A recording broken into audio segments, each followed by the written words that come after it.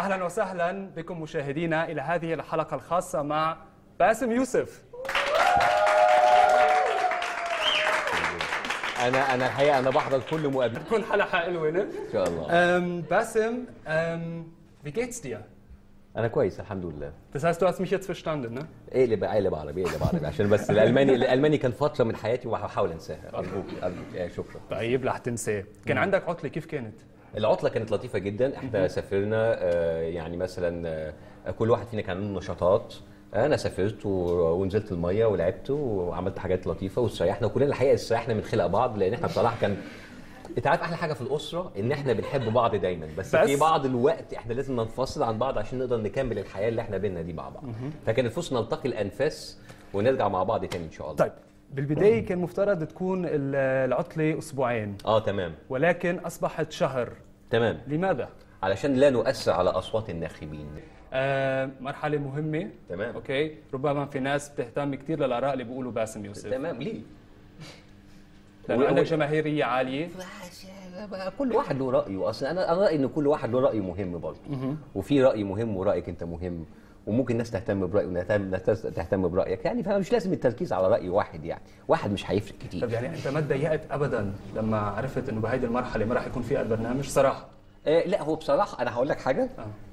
احنا اشتغلنا 11 اسبوع وقبليهم شهرين تحضير. فبيني وبينك يعني هو موضوع توازن ان انت عايز تكمل ووازن انت تعبت. فالفكره جت من عند ربنا.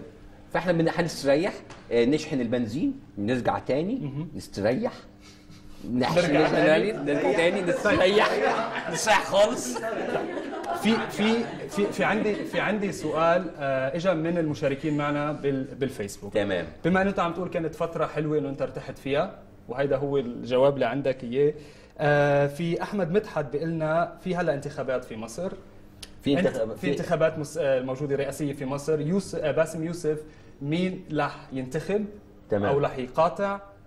لا انا الحقيقه لا انا ولا كده، انا بصراحه كنت مرشح نفسي.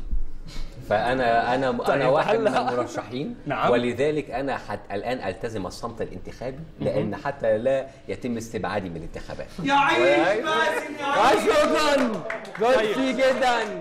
اشكرك الحقيقه انا بجيبهم معايا في كل حته والله. طبعا عم يساعدوك حاليا كلهم متفقين. والله انا يعني انا رشحت نفسي وحتى عن طريق البرنامج، ولذلك فانا التزم الصمت الانتخابي واعبر عن رايي بالصمت.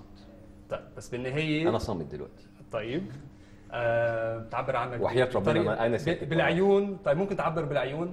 يعني في مرشحين اساسيين هن عبد الفتاح السيسي، حمدين صباحي. أيوة. انت بمقابله قلت انه انت بترفض يكون في عسكر موجود ينخلط مع السياسه، يعني لا مكان. انا قلت بالظبط ان احنا لحمايه للجيش وحبا في الجيش نتمنى ان هو ما يخشش في الحكم، يعني ده كان رايي في كل حته، لان الدين او لو الجيش دخل في الحكم يعني ده مش كويس. لكن في الاخر في ناس شايفه ان هو الجيش ملوش اي دعوه خالص، ونحن نحترم ارائهم ونتفق معهم طبعا اكيد. عيون في لغه عيون. يا باشا تختلف شوي. انا يعني في ملامح كتير في وشي غير العين انت مركز معاها دي، يعني عشان بتعبر في ودان في مناخير.